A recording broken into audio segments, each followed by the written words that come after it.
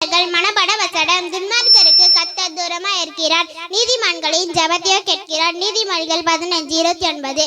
நான் உன்னை பெரிய ஜாதியாக்கி உன்னை ஆசீர்வதித்து உன் பேரை பெருமைப்படுத்துவேன். நீ ஆசீர்வாதமாக இருப்பாய். ஆதியாகமம் 12:2. கர்த்தாவே உமது வசனம் என்றென்று வானங்களில் தெரிகிறது. சங்கீதம் 119:89. கர்த்தர் என் பலனும் என் கீதமுமானவர், அவர் எனக்கு இரட்சிப்புமானவர். சங்கீதம் 118:14. கர்த்தரை துதியுங்கள், அவர் நல்லவர், அவர் கிருபை என்றும் உள்ளது. சங்கீதம் 107:1. அல்லேலூயா, கர்த்தரை துதியுங்கள், அவர் நல்லவர், அவர் கிருபை என்றும் உள்ளது. சங்கீதம் 106:1. உங்களை துன்புறுகிறவர்களை ஆசீர்வதிங்கள், ஆசீர்வதிக்க வேண்டியதென்று சமயாதீர்கள். ரோமர் 12:14. பிள்ளைகளே, உங்கள் பெற்றோருக்கு கர்த்தருக்குள் கீழ்ப்படிங்கள், இது நியாயம். எபேசியர் 6:1.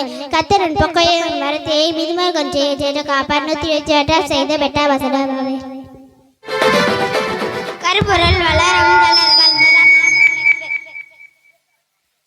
கருப்பொருள் வளரும் தளர்கள் முதல் நாள் தலைப்பு. பல்லவத்திலிருந்து அக்கினி. துன்மார்க்கருக்கு கர்த்தர் தூரமாயிருக்கின்றார். நீதிமான்களின் ஜெபத்தையோ கேட்கின்றார். நீதிமொழிகள் 15:29. நான் உன்னை பெரிய ஜாதியாக்கி உன்னை ஆசீர்வதித்து உன் பேரை பெருமைப்படுத்துவேன். நீ ஆசீர்வாதமாயிருப்பாய்.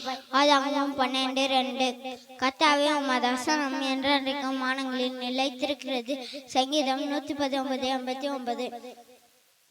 கர்த்தர் என் பலனும் என் கீதமுமானவர், அவர் எனக்கு இரட்சிப்புமானவர். சங்கீதம் 118:14. கர்த்தர் நல்லவர், அவர் கிருபை என்றும் உள்ளது. சங்கீதம் 106:1. கர்த்தரை துதியுங்கள், அவர் நல்லவர், அவர் கிருபை என்றும் உள்ளது. சங்கீதம் 106:1.